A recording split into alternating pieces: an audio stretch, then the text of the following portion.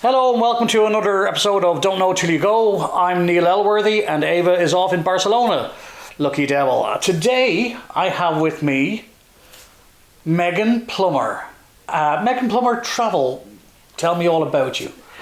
So I'm an independent travel advisor, and what that means is I'm affiliated with a host travel company called IntelliTravel, which has been in operation in the United States for the past 30 years. It's been in the UK for around 8 years, and it launched in Ireland at the beginning of 2023, so it's been here for 3 years. And through being affiliated with IntelliTravel, I am essentially able to book travel for people, and I have my legal credentials to do so. So you are like a bonded travel agent? Yeah, exactly. So I have the exact same bonding, insurances and protection as, say, a high street travel agency like Cassidy Travel does. Wow. Okay, so you're online. You don't have a shop window down the high street. Well, yes, correct. But I say that my Instagram and what will eventually become my website, it's in the process of being built. That is essentially what I consider my shop window. That's how I promote myself. Well, I suppose the wonderful thing about that is I'm not walking past looking for a deal. I'm going to be on Instagram, and if I see holidays that somebody's organised and you go, oh, hang on a minute. So you're not restricted to just being, okay, you're based here in Dublin, but you're not restricted to being in Ireland. Well, difficult. You can find out who I am, and you can follow the journey, follow the page, get an insight into what I do, but I won't be able to book your travel if you're not a resident in Ireland, because I'm affiliated with the IAA, which is the Irish Aviation Authority, and the insurance that I have it's TOPS protection. So that's the Tour Operators Protection Scheme in Ireland, which is run by the IAA. So I'm not able to book travel for people outside of Ireland, but of course the shop window, so to speak, as I call it, is available for people to see what it is that I do. And because IntelliTravel is operating in the United States and the UK, and we're expanding into other countries as well, it's an ongoing process. Who knows, by following me, by seeing what it is that I do, people from other countries might get interested, and then they might decide to do the same thing. That's brilliant. Okay, so how did you find out this is a way forward for me? How did you discover about this for a start? It's just bizarre for me. Well, how do you think I discovered about it? I would reckon it's over, I'm going to say this really crudely, I reckon it was over a bottle of wine somewhere and somebody said, hey, I've got this great idea. No, I wish it went like that. But no, it was on Instagram. I came across a woman named Claire. She's actually based in Greystones, who was booking travel for people, and I was following her profile for about a year, messaging her back and forth every now and then just to get an idea of what it is that she does. But of course, naturally, as you can understand, because it's a relatively new thing in Ireland and there is quite a stigma attached to jobs in the online space, I was very skeptical. So I kept her at more than arm's length. You know, I was like, ooh, okay, I'll ask questions, I'll probe, I'll be curious, but I'm not going to say, yes, this is something that I'm going to get involved in straight away. And then after about a year, I just thought, you know what, I've really caught the travel bug. I love to travel. I love booking travel for myself and other people. Like, no joke, I'm on Ryanair and Aer Lingus like every single day. It's an addiction. We'll get to Ryanair in a minute. That's my bugbear. Yeah, I know. But yeah, so I loved it so much. So in the end, I was like, you know what, I'm just going to give this a go. What's the worst that could happen? You know, it's a new thing. I enjoy working on new projects, and the way I describe my business is it's a plant that I'm trying to grow. It's, you know, it's a garden, flowers, whatever you want to call it, that I'm growing, and I just enjoy it. So I wouldn't do it if I didn't love it, you know. So 3 years now, you said that you're up and running? Well, the host travel agency that I'm affiliated with, that I got my credentials through, IntelliTravel, has been operating in Ireland for 3 years, since the beginning of 2023. That's when they launched. But I myself, as an advisor, launched last November. Last November? Yeah. Wow, so just for anybody who's watching, because like this is going out into the ethernet, so last November is pretty much, I got 9 months, not even that. Yes, I'm allergic to math, so yeah. So yeah, it's about 9 months ago. Yeah. Wow, so you're not even a year at this. No. Is it fun? It is fun. Yeah. Yeah, I mean, I love it. I love the process of learning something new because it's a whole new industry that I've entered into, you know, because my normal job, so to speak, my day-to-day job is, aside from booking travel for people in the evenings and doing up quotes and etc., I'm a full-time secondary school teacher. So this is a side hustle. Well, sorry, I call it a. I don't mean anything rude by it. Sorry. No, I know you could call it a side hustle, but again, I'm growing it, and it's something that I do alongside my full-time teaching career. And the great thing about it is because when you get these credentials, you are essentially your own boss. You're an entrepreneur. You're able to do up these quotes and book travel for people and anything travel related for people in the pockets of time that you do have alongside your normal career, your everyday career. So wow. I work on this in the evenings after, you know, school has finished, after I'm finished teaching and doing everything that I need to do school related. Does somebody come to you and they go, I want to book Benidorm, I've got a family of 4. Uh-huh. You know, as boring as that sounds. Benidorm, family of 4, can you do that? Or do you go, do you know what? Have you ever thought about maybe a little bit of a road trip outside of it and we can organise A, B, C? You do it all, I presume. Yes, correct. So it does vary.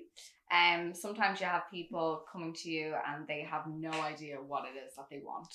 So as an advisor, I would then get them on a call. I might do a Zoom with them, or, you know, if I know them personally already, or if I know them through somebody else, I might be able to speak to them in person as opposed to doing something online, whereby I would ask them a series of questions to get to know them. And that's the key with this service, is it's a personalized service. So that's what's so great about it. You know, I don't charge a fee for the service that I provide, and it's bespoke. So if they're not sure where it is that they want to go, I'll ask them questions. Well, where have you been before? Where did you enjoy? What is it that you enjoy doing? Do you like going off the beaten track? Are you more fan of the touristy kind of places? And then eventually we narrow it down to their destination, their preferred destination of interest. So that's one way that we can do it. But the majority of the time, people will come to me with, like what you're saying in regards to Benidorm, an idea of where it is that they'd like to go. So I would then do up a quote for them, like any other kind of high street travel agency would, except again, the service is completely free and it's personalized to them, it's catered to them. And that includes, you know, if they require certain accommodations, etc., I can do it all. So I would be kind of acting on their behalf, doing all that research for them, so they don't have the time, you know, the stress of trying to organize that, and it's not time consuming for them because it is so time consuming, but I love it. I'm lucky in the respect that my wife is not Irish. Mm-hmm. No disrespect to Irish wives. Yeah. What I mean by that is when we go away on holidays, it's usually to family. Yeah. And it takes the guesswork out of, or at least it did, take the guesswork out of, where are you going on holidays this year? Same place. Yeah. That has been the case for the last 20 plus years. Mm-hmm. Now we have a 19-year-old son. Mm-hmm. And who no longer wants to come on the journey of mum and dad, you know, and is looking for his own places as well. So for the last couple of years, instead of going back to her mother and father, we've been looking at, well, you know, can we get someplace on the way back? And we'll do a long weekend somewhere. For example, our 20th wedding anniversary, we went to Turkey. We were thinking of Greece. Now, she is Bulgarian, so it's just across the border. We're thinking Greece would be fine. And then there was forest fires or something. We said, no, we won't do Greece. And she's been watching some daytime program, some Turkish thing. And she went, why don't we look at Turkey? And it's not a place that was on my radar, I have to admit. I just went, where? What? Yeah, okay. May as well. And I'm not a beach person. You can tell I don't have the beach body. What can I say? I wasn't born. I was born with the body of a god. But it's Buddha. That's the problem. So yeah, we went to Istanbul. And wow. Busy. Oh, really busy, yeah. But huge. Good. Yeah. Even the airport. It took 40 minutes from the time the flight landed to get from the airplane to passport control. It's huge. I well believe it, yeah. But do you know what? Again, these things that you don't know till you go. I had no idea what Turkey was like. Fascinated by the fact that there's cats everywhere. And like Greece. Yeah. I've never been to Greece, so that might be one to check. I'll have it. Yeah, I recommend. Once the cameras stop rolling, we'll see if I can get a freebie. Yeah, so it was amazing, but the headache of having to go through the booking, go and try and find it, and see if I can access it while we're there. And what I didn't realize, and again, this is just somebody who should know better. If I had thought about this before we went to Bulgaria to our mum and dad, I could have got the Turkish airline flight from here to Bulgaria direct and back through Istanbul and delayed the flight for the 2 or 3 days on the final leg, Istanbul-Dublin, at no extra charge. I didn't know that. So I had to book other ones. Actually, right, so now that we know what you do, how many people go, take me to Ireland? Is there a lot of call for staycations? You'd be surprised. Yeah, there is. And I have such lovely clients, and some of them are so good to think of me. Like, they'll text me randomly and say, look, I'm thinking of going to Wexford or insert any other place in Ireland. It's so-and-so's birthday. I'm thinking of this hotel. Would you be able to have a look for me? Wow. Or maybe they have no idea where it is that they'd like to go within a particular county, but they've said, look, can you just find me something quick? Can you do a quick search? So I do have people coming to me for that, because you have to remember as well, it's not just flights and different types of accommodation that I can book. I can book activities. I can book anything travel related.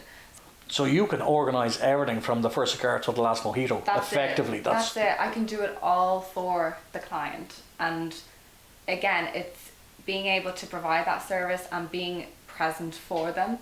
Being that person on the end of the phone that if something goes wrong, God forbid, touch wood, I don't know if this is wood, it's not wood, but imagine it's wood.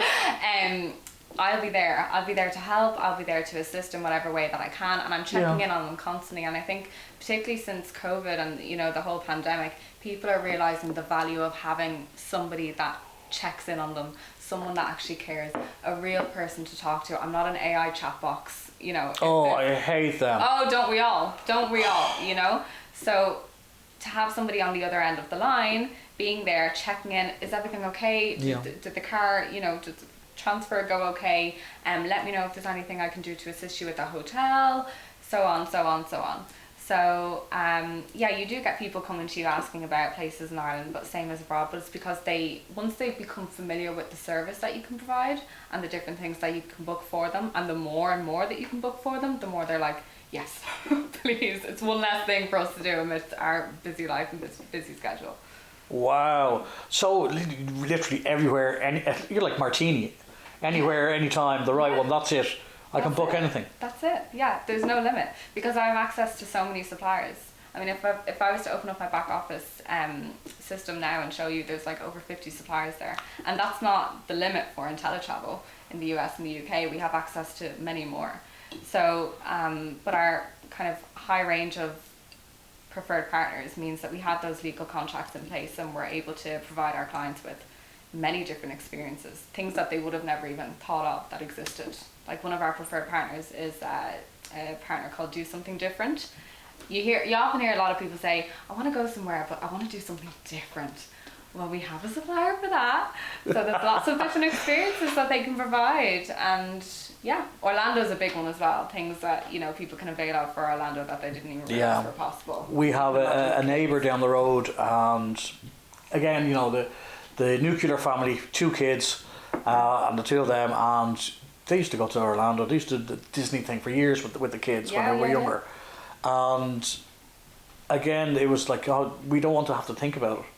And whatever it cost, they didn't mind. So all the tickets, all the rides, everything was absolutely done before they left. Oh yeah, and that's the best way. Because if you get to the park, my God, the price. Yeah. So if you book it, particularly through an advisor who has access to a platform like Do Something Different, you'd be amazed how much money you can save. Really? Oh yeah.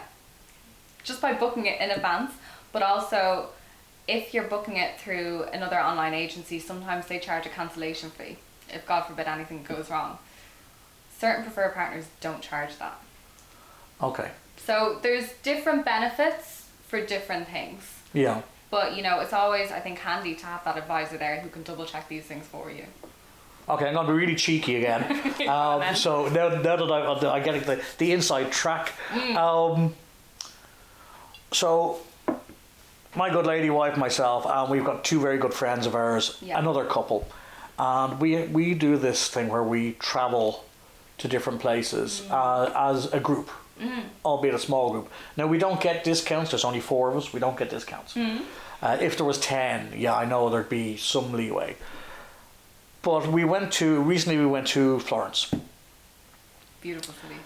It is, but you have to book everything 3 months in advance. So we did like that ad that you see on TV. Oh look, Michelangelo's David. Click. Let's go to Zara, and that was it. We saw everything from the outside, except for the Medici Palace in the centre of it. Next time. No, we saw that. It was really fabulous. We didn't see the Duomo. We didn't see anything. There's loads of fake Michelangelos dotting all over the place. We wound up on the hillside for sundown. For the sun going down over Venice, so apparently everybody does that. So we just grabbed a bottle of wine, a couple of plastic cups. We brought them back, and we just watched sun go down. It was lovely. But we flew into, and I'm just wondering, could we? This is where you come in. It was organised by one of the ladies. We flew into Bologna. Oh yeah. We did an overnight in Bologna. Love Bologna. I would go back there in a heartbeat. Oh, I adore Bologna.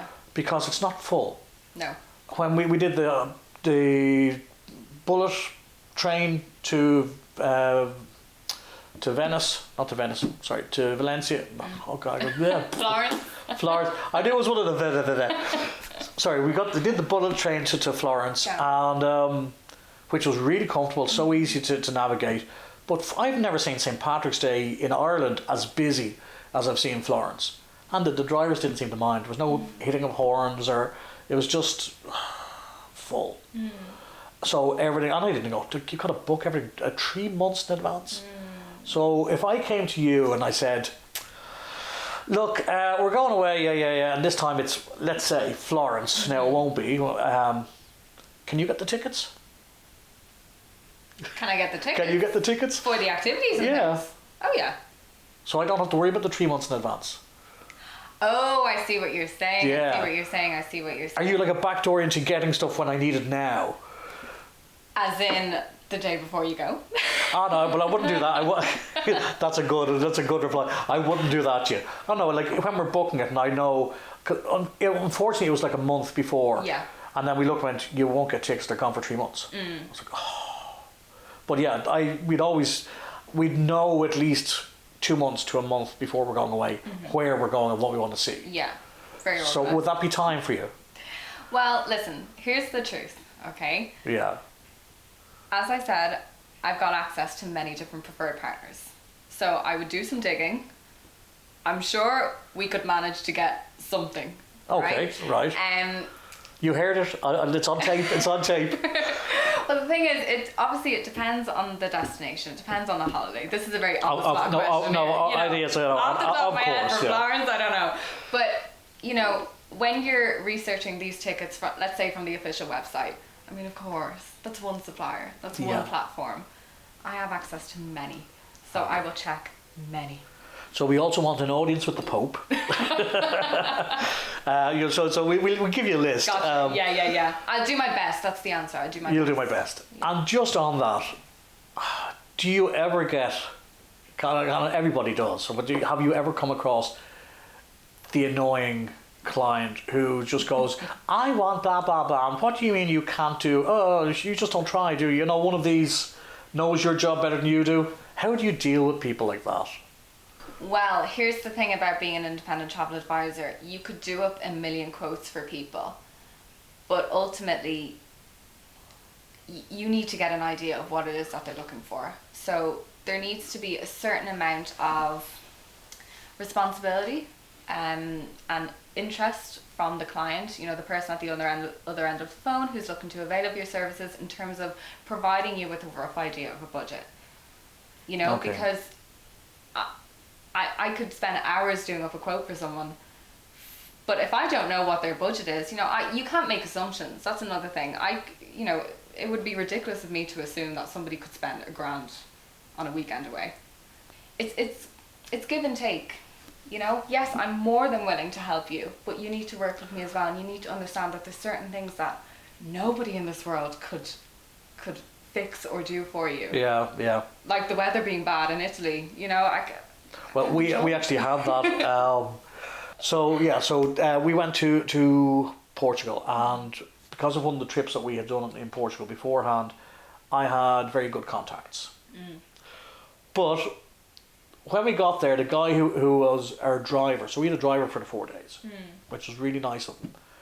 And this guy called Carlos, and he's a sweetheart. He was a lovely guy. And even when Sylvie fell down the steps, he was like, picking up, blood tissues. Can we get stuff in? Like, it's a Sunday, what's open? For the pharmacies. Really took care of us. But on the first day, he was kind of going, look, you've seen the Yin 2. Could I show you something different? Which wasn't on the itinerary and wasn't discussed.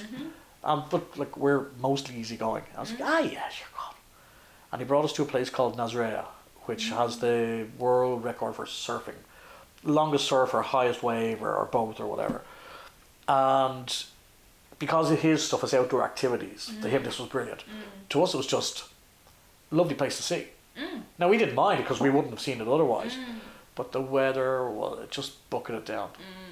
But we're Irish, we didn't care. We were just sitting there in their ponchos taking photographs, and he's looking at us going, how can you be happy in this weather? Listen, I'd rather be in Portugal and it be raining than in Dublin and it be raining. You tell me about it. I don't mind rain. A little bit of rain is fine, but this windy torrential rain, I just can't cope with. So what's the weirdest request you've had so far for, I want you to book me something? Weirdest request? Yeah. I haven't had any crazy ones that I can think of off the top of my head. It's mostly just been kind of your classic, your travel packages. I want to go to this particular destination. City breaks are a big one. Okay. People, I think they're getting to understand that I can book a wide range of different things. So I'm expecting those quote unquote weirder requests to come in, but I'm all for that because I just love I love discovering those kind of things myself. And like what you were talking about there with Carlos, that's his name, taking you a little bit off the beaten track. I think that's so important. When I go traveling, that's what I love to do as well. And just kind of getting away from the touristy stuff. Don't get me wrong, I love all that too. I have to confess, I do love the tourist spots, but I love going where only locals go and really soaking up the culture. And that's part of my passion with travel. Yeah. And even if I don't for example, if it was in Bulgaria and I can't read the Cyrillic, I can now. Trust me, I can. And I can speak the language. Or if I'm in Bangladesh and you're just going, it's a different language, a different alphabet. And I'll always go to the hotel I'm staying in, take a card, because I can afford a taxi, and I can afford to get lost. And I will on purpose, I will go to get lost to find out where the locals are going to sit for a coffee or a sandwich or whatever, and just watch the world go by. It's the most peaceful, relaxing thing. It's so calming, it's so good for the soul. I mean, travel in general is, but particularly those moments where you venture off and do your own thing. And you go, like what you're describing, where the locals are and you're just away from the hustle and bustle. It's so soul calming. And just feeling like you're at one with the people who are there. And I think as well, when you travel and when you get to know people, even in those brief encounters, you discover that, most people are good. It kind of gets you out of that headspace. Because let's be honest, there's so much happening in the world, and you can't, particularly on social media when you're scrolling, you can develop a very negative perception of the world and of humanity. I know we're getting deep here, but when you're seeing it and absorbing it all the time, and actually when you leave your house, when you get on a plane, or maybe you might go on a road trip, and you talk to people that aren't in your, the online space, maybe on the news, everything that you're absorbing consciously, subconsciously, whatever, unconsciously, you really realize, most people are good and they're willing to help. They're willing to give me directions. Particularly when you solo travel, you discover that because we abused that. So myself, my friends, I'm not, as I said, you can tell I'm not a sporty person. But during the World Cup, I have no interest in football, none whatsoever. So during the World Cup several times ago, show my age as well. when Ireland were playing, we would go to the country that they were playing. We'd pretend that we didn't know, and we dress up in the Ireland gear, and we'd walk into a local pub, ole, ole, ole, and we're going, yeah, this is great. Any tickets for sale?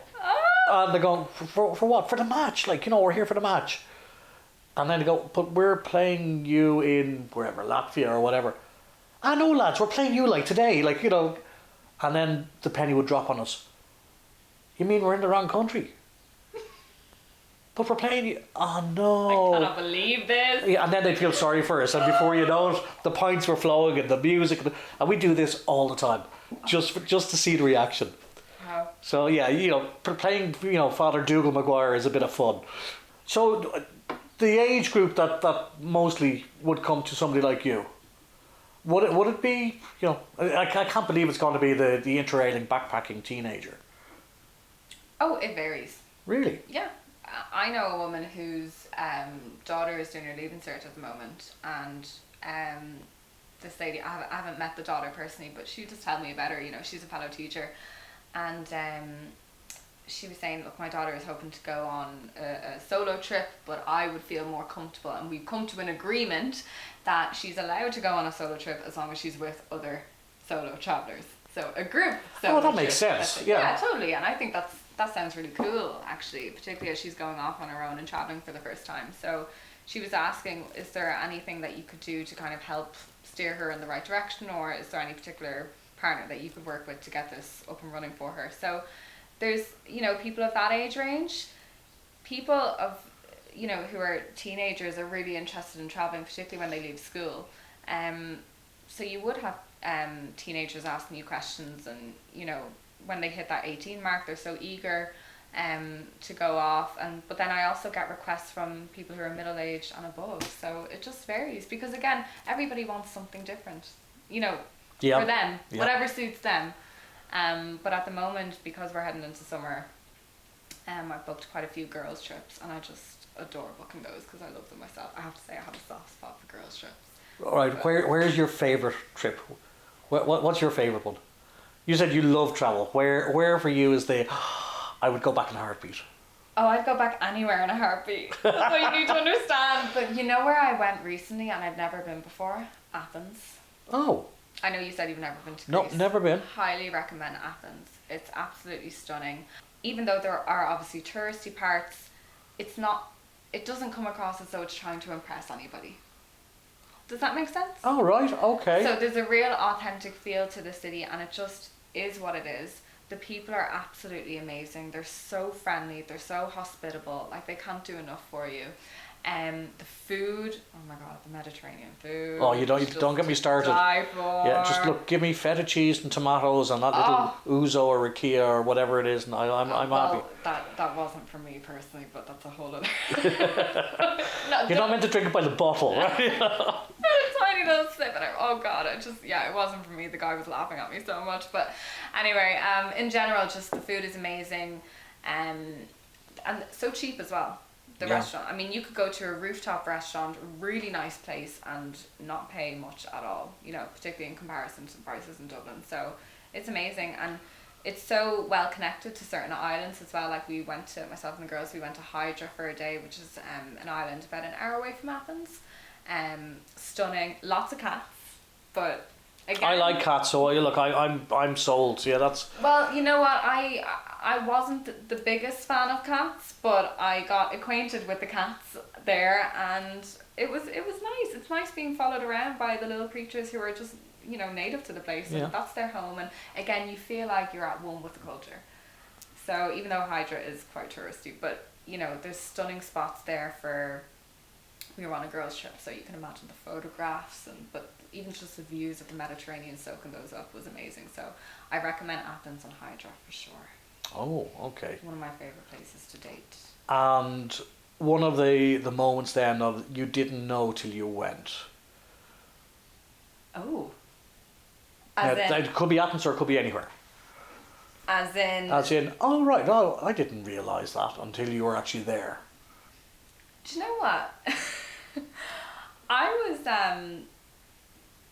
pleasantly surprised I took a trip to Belgium over Christmas, and I did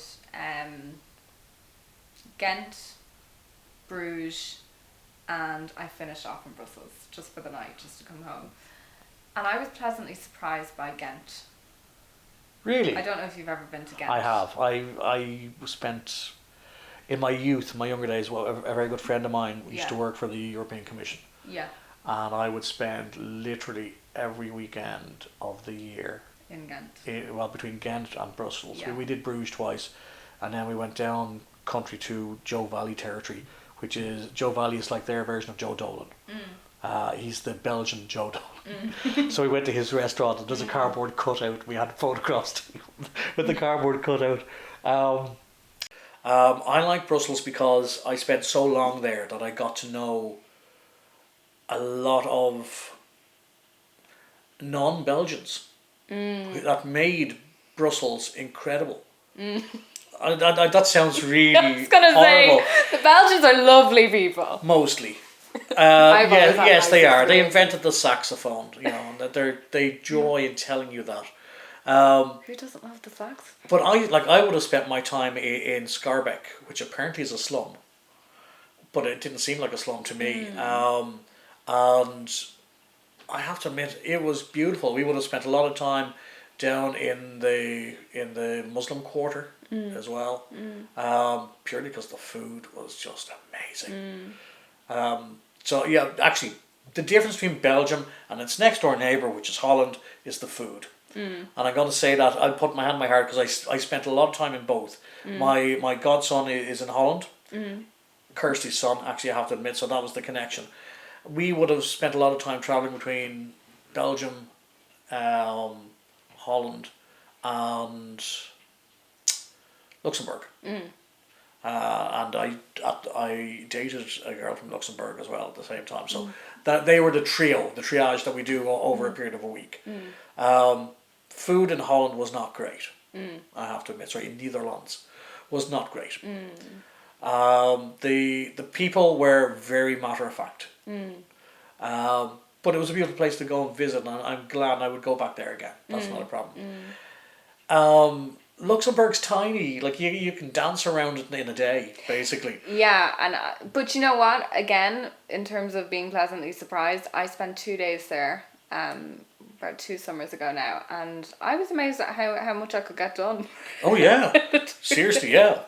But they do have, because I feel like it's such a small population, there's a real sense of community there, and I was there over summer, so you can imagine just the open air cinema and the sense of camaraderie, of the people that were there, and it's a very laid back, well, it seemed to me when I was there that it was quite a laid back culture. It is. It's I think again it's a hidden gem of Europe. Oh, it is. Because people have a tendency to go, oh, we have to go to Bruges because in Bruges and they've seen the movie and the whole lot and they want to, or they go to Brussels because it's the powerhouse of the European Union. Yeah, or and Brussels is nice. Or it's nice, yeah. Or they go to places in Germany because of Nazi history or because of beer tents. Yeah. Right? I'm sorry, Germany, but that's what you're dealing with, with Irish youth. And then everything else is, we're going to do the Costas for the family, or we're going to go camping in France with the family because the Costas is too expensive. Tenerife. And people on Tenerife. We actually forget like the little ones. So totally. I mean, the Ardennes, which is the mountainous region with all the HEP stations and all that in Luxembourg, is stunning and it's beautiful and it's so relaxing. Oh, totally. And like the reaction that I got from people when I told them I was going to Luxembourg was like, where? Oh yeah, where's that? And why? Like, why are you subjecting yourself to that almost? I'm like, you have to try and expand your horizons a little bit. Oh, absolutely. Even though it's only in Europe. But it's not a place like what you're describing where people in Ireland tend to go. And I think it's absolutely gorgeous, particularly for, at the time I was travelling solo. For a solo female traveller, I found it very safe. Yes, absolutely. So, yeah. And you know what else I was surprised by? Paris. The look on your face. Is that a good or a bad way? A good way. Really? Because prior to going to... So, I'd been to Paris once before. No, sorry. That's not true. I've been twice before. Once as a kid to Disney, which isn't really Paris, you know. No, it's a whole other... It's not really Disney either. Yeah. Yeah. But anyway. And then again, when I was in transition year, our school trip was to Paris. But I couldn't remember much about it. So anyway, I went back there a couple of years back. And I've been a few times since. I love it so much. I'm going again next week. Next week. Oh yeah, sure. You have to like. There's a hard traveler.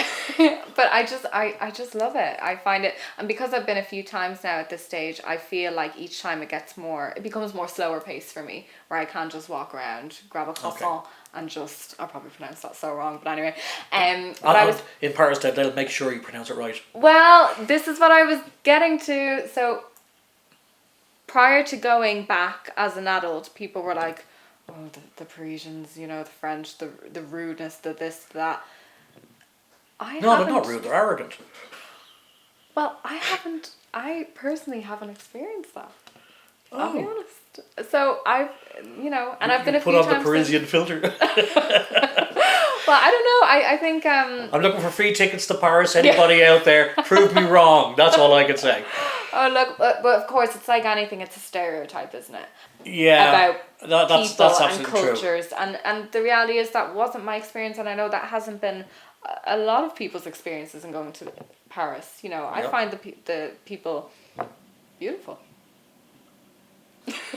You're not convincing me.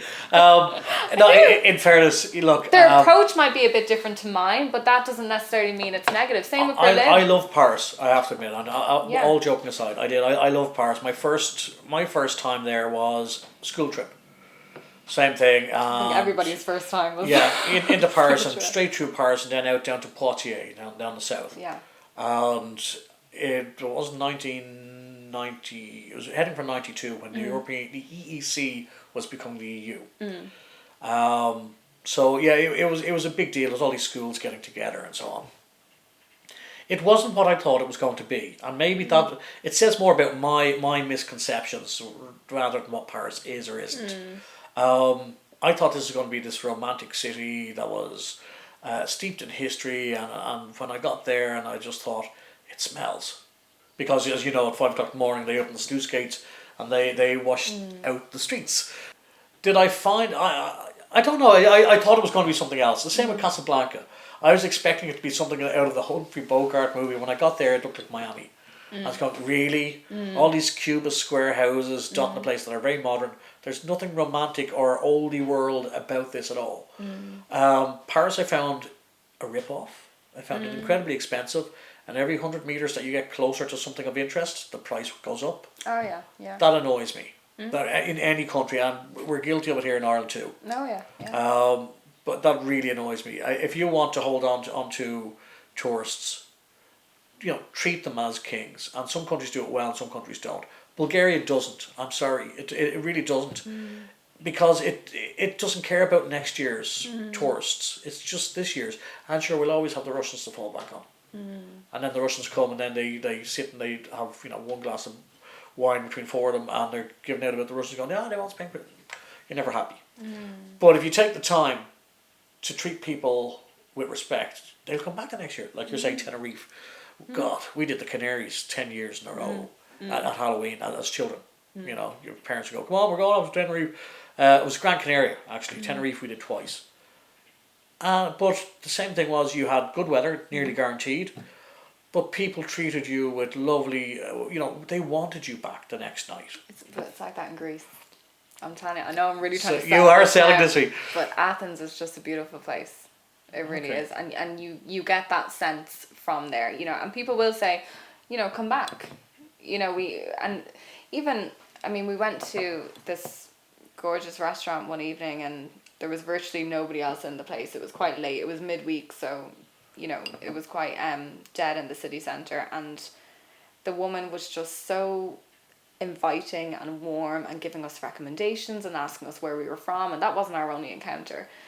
So because I think as well, even though a lot of Irish families would go to Greece, they might go to the islands, they might do a cruise, for example, a Mediterranean cruise. Athens, as a city break, isn't somewhere where people tend to go as much as, say, the likes of Paris or places in Germany from Dublin. So They were curious. They were very curious. And you know where else is an absolute gem of a place where I'm trying to get more people in Ireland to go to? Stockholm.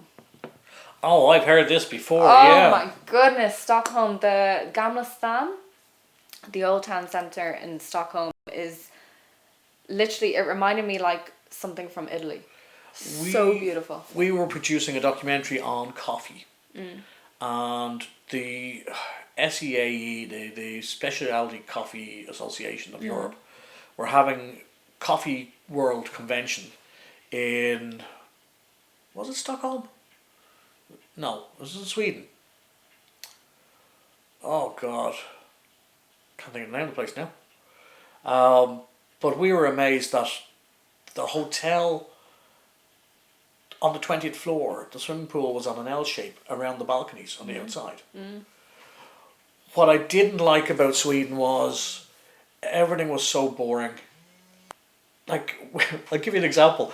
The guys in the hotel came out to us. They got this knock on the door.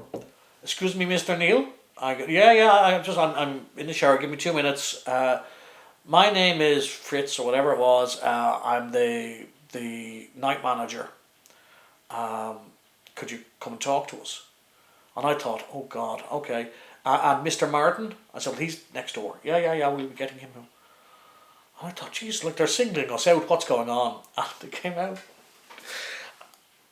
Everything works in a certain way. That's why they pay their taxes. They don't want any speed wobbles, right? And everything is just so. And for me, that's boring, because I want something where, hey, it doesn't always work just right. That's okay. Nobody's going to die or get hurt. So what? Relax. But they insist it has to be exact. Blew into his whistle till they got the key. And then said, on behalf of the hotel and the management, we would just like to say we're really going to miss you. Clicked the heels, turned around and walked off. And Martin and myself are looking at it. What? We've never had that job before. We thought we were in trouble. Yeah, but come here. I don't think that's the done thing everywhere in Sweden. No, but I'll tell you what it was. It's because we went out of our way to have fun. Everybody else was there for coffee. And for the show that was going on. Now, it was the Gotia, it was Gothenburg, that's where it was. It was the Gotia Towers, was the name of the hotel. Now, brilliant hotel, don't get me wrong. And that attention to detail was unwarranted for a start. It was nice, but it was like, geez, we thought we were in trouble when they started calling us out. But again, everything is just so organised. When you go into the toilet, the floor has underfloor heating while you're sitting for your morning ablutions, so your feet don't get cold. I mean, like, can you imagine them trying to do that here in New Ross? What do you mean you want underfloor heating? Get out of that. I know, yeah, well, yeah. I mean, it's different banter, isn't it? Yeah. It's different banter. It's a different way of life. I had that in Utrecht before, the underfloor heating, but I was like, I could get used to this. Oh yeah, absolutely, yeah. You know? I think it stops these bloody radiators in the walls. Yeah. So Stockholm. Oh yeah. Definitely. Oh totally, yeah. The people are lovely, and I love the culture in Sweden. You know, the idea of fika. You know, taking that couple of minutes each day, either solo or with another person, and just having that break. You know, I think. Is it in Stockholm where they have the human library? Human library? Is that in Stockholm? Check this out. If you're watching this, check this out. So you go in, you want to know about what it's like to be a plumber. So you go in, and instead of hiring a book, you book out a plumber. And the plumber comes and talks to you for the day. Of what it's like to be a plumber. I just thought that's a brilliant idea. That is a brilliant idea. I didn't come across that now when I was there, but the human library, yeah. I think that's Stockholm. I must look into that. Yeah. What's the weather like? I've a tendency to think it's northern. It's going to be cold. Well, I was there in June, so it was quite warm. Nice. Now, having said that, though, I'm not a fan of unbearable heat and humidity. Humidity kills me. Heat, I've no problem with. Yeah, so I was thinking, oh God, I'm going to Europe, because I've been to places in Germany before in June, and it was amazing, but it was so hot. So I was like, here we go, back to Europe. But even though it was quite warm and it was high heat in June, it was still relatively mild most of the time. It was a temperature that I could get with. Yeah. And I think a lot of people would really, really enjoy, because it didn't have that kind of air of humidity about it that just kills you. Okay. So there you go. You've heard it firsthand. Where can people get a hold of you? So I'm on Instagram Okay. at Megan Plummer Travel. Megan Plummer Travel. Yeah, that's Well, the we'll handle. put the ticker tape across the bottom of the screen. Yes, wonderful. And there is a website in the works. So once that's up and live, I will be posting about that. So people can find me there as well. So what's the future plans? Where to next? Paris. You did say that earlier, actually. Yeah. I'm going to Paris next week. I have a couple solo trips lined up and a couple girls trips as well. But for the most part, this summer especially, I'm focusing on just booking travel for other people. Do you find that you get canvassed by a lot of these, as you said, the background partners, that they say, we'd like you to do more work for our destination or our park or wherever.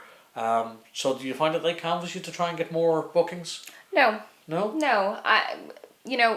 Because I'm affiliated with IntelliTravel, I have access to these preferred partners, and it is very much a partnership. So they know that any independent travel advisors that are affiliated with Intelli are going to be using their platforms, or they're going to be seeking them out, comparing different prices and so on.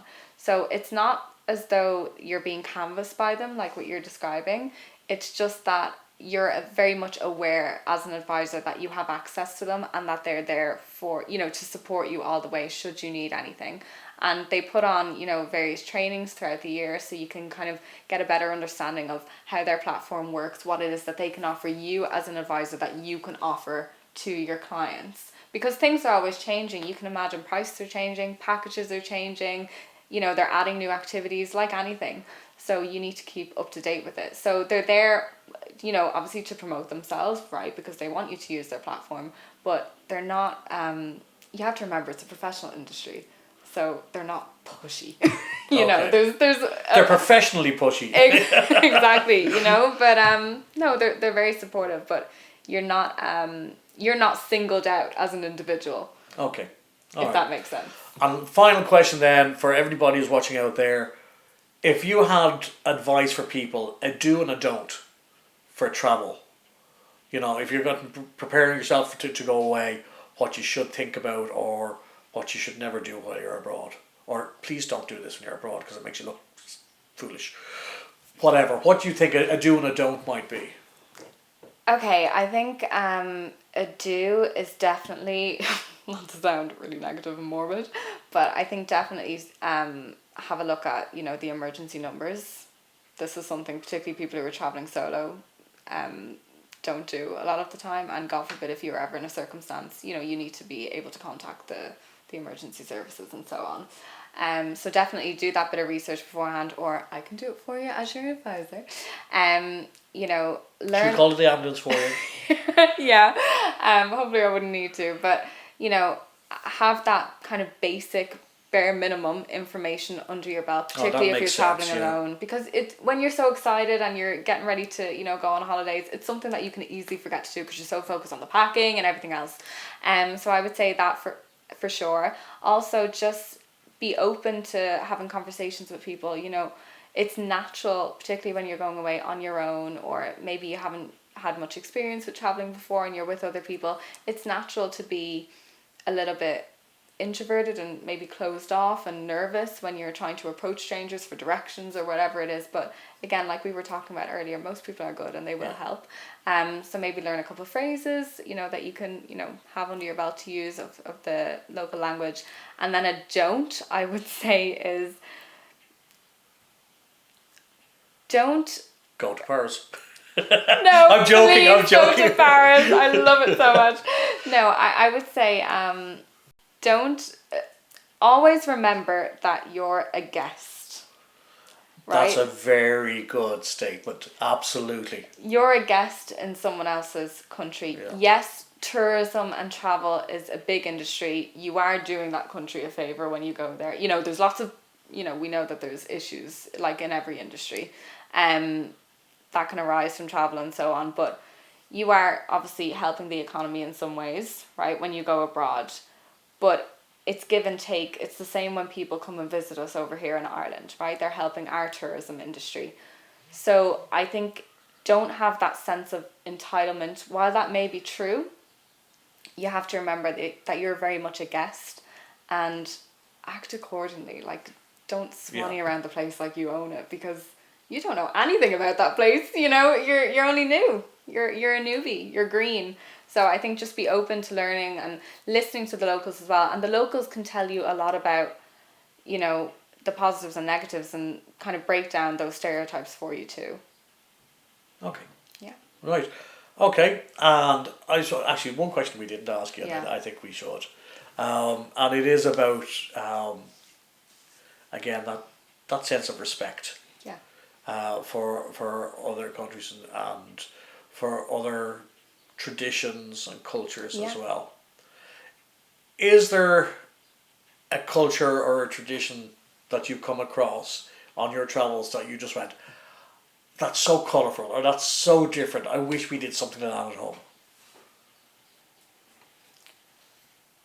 Honestly, I don't know if you'd describe it as colourful, but I do think it is quite countercultural in some ways. Just the culture of sharing meals with friends, the culture of scheduling in time to just relax for a few minutes every day, where you're not thinking about the hustle and the bustle, you're not focused on work, you know, the fika culture in Sweden, it's big, it's a big thing in Athens to share meals. You know, just that and in Paris as well. You know, you see people just going to the park on their lunch break and having a baguette or sharing it with someone else. You know, the culture of actually just having time for yourself and with the people around you. I think it's something that we're losing in Ireland, to be honest. I think I know from being a teacher, and I love being a teacher so much, and I am quite enthusiastic and energetic, so I do it to myself half the time, running around throughout the day, even when I should be relaxing. But I do think it's becoming the norm to have sort of informal meetings on your lunch break. It's becoming the norm to check your emails constantly, even when you're not in work. So I think what I've seen from going abroad during the working day is people just saying, no, this is my time, or this is our time. Yeah. I think it's quite countercultural. Well, we've, as I said, my wife's Bulgarian, and we've a lot of Bulgarian friends in Sofia, and we kind of only get together once a year. Yeah. If we're lucky, we all get together. If not, it's in drips and drabs. And there was one occasion, fancy swanky restaurant, and we went into it, and within 5 minutes everybody's out with their phone or checking this or booking that or whatever, and it's just, I made a point of just throwing my phone in the middle of the table. And I said, right, I didn't come, here like 4,000 or 5,000 miles just to sit and watch you play on your phone. You know, how dare you? And I am a guest in your country. I'd like to be treated as such, and I'm a friend of theirs. So it's not as if I'm coming in as a tourist. So, but yeah, they all, oh yeah, really sorry, yeah. So everybody put their phone in the middle, and it didn't matter which one rang, they just left it. Now, after 2 bottles of wine and a couple of rickeys, nobody cared, which was great. But I think that giving somebody the respect and the time, I think is hugely important as well. I think absolutely. Speaking of which, thank you so much for your time. Thank you. Megan Plummer Travel, you'll see it. It's at the bottom of the screen. Thank you. Yeah, so I got to talk to you about one or two things. As soon as the camera stopped rolling. Absolutely, yeah. And of course, look, if you get more business out of this, come back and tell us. Let us know. Will do, for and sure. Actually, let us know how Paris went. I will. I Yeah? will for sure. Can I just quickly say before we wrap up, if there's anybody who's interested in learning about how myself and other independent travel advisors in Ireland became involved with this and how we got started in booking travel for other people, feel free to reach out to me and I can tell you how it is that I got into this and how I'm finding it. There's it's a perfect way to go. Do you know what? I always wanted to get into the travel industry. Yeah, it's a That's fun fabulous. industry. It's good. Brilliant. I enjoy it. So until next time, you don't know till you go. And hopefully everyone will be back from Barcelona to tell us all about it. Until then, I've been Neil Elworthy.